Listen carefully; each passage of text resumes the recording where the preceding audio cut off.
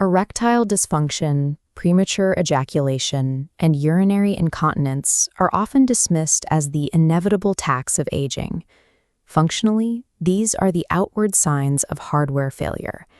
Medical treatment typically defaults to chemical interventions, pills designed to force a biological response.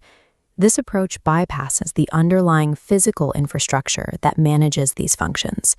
The male pelvic region operates as a biological mechanical system, utilizing specific valves, pressure pumps, and fluid control flows capable of conscious optimization. Resolving these physical symptoms permanently requires a shift toward structural engineering, addressing the mechanical integrity of the pelvic floor itself.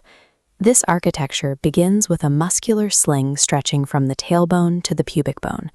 This structure provides the foundational support for the entire pelvic cavity. At the center of this anatomical sling sits the bulbocavernosus muscle, which functions as the system's primary pressure pump. This hardware performs two mechanical roles. It acts as a rigid valve for urinary and bowel control and serves as a hydraulic pump and brake for erections and ejaculation.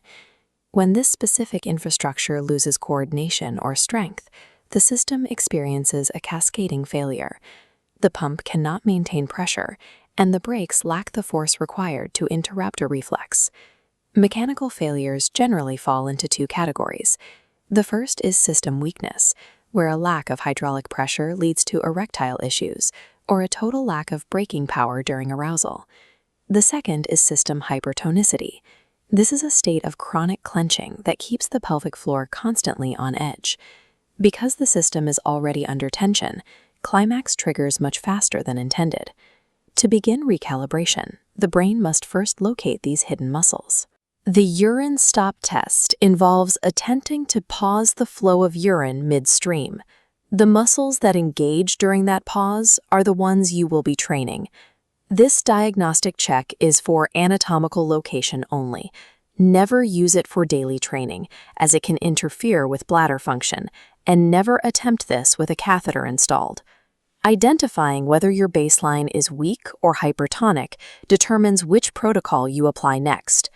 For a weak system, we apply Protocol A, slow Kegels. This foundational exercise rebuilds baseline endurance and sustained hydraulic control. Execution requires lifting the pelvic floor and holding that contraction for 5 to 10 seconds. Success depends on isolating the movement, keeping the abdomen, thighs, and glutes completely relaxed while you breathe. Once you establish endurance, you add Protocol B, quick flicks. These train the system's emergency brake, allowing you to interrupt the ejaculatory reflex on demand. This protocol focuses on rapid-fire, 1-second snap contractions. This sharp, rhythmic pulsing trains the fast twitch fibers needed for instantaneous reflex control. Combining these two protocols provides both the sustained strength and the reactive speed needed for manual override of the body's automated responses. If the system is overclenched, the solution is Protocol C, reverse Kegels. This downtraining is the mechanical fix for hypertonicity. Using 360-degree diaphragmatic breathing, you intentionally lengthen the pelvic floor muscles on the inhale.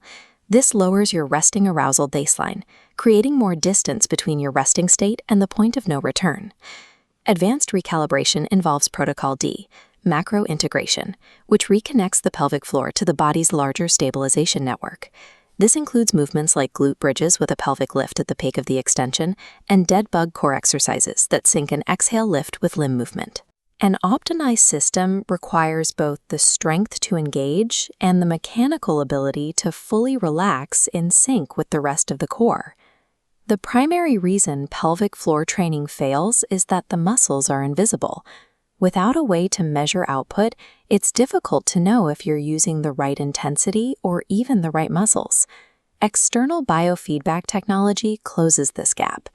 Devices like Kegel sensors provide a real-time dashboard of your muscle activation, showing exactly how much force you are generating. This technology converts internal, subjective sensations into objective data you can track over time. Digitizing this biological output ensures the protocols are executed correctly, removing guesswork from the training process. The time investment for these hardware upgrades is consistent, 3 sets of 10 repetitions daily. Progress follows a measurable timeline. Most men see initial improvements in emergency control by week 6, with full systemic optimization typically achieved by week 12.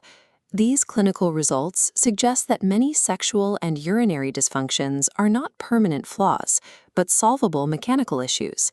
By applying these systematic protocols, any man can recalibrate his biological hardware and regain command over these core physical functions.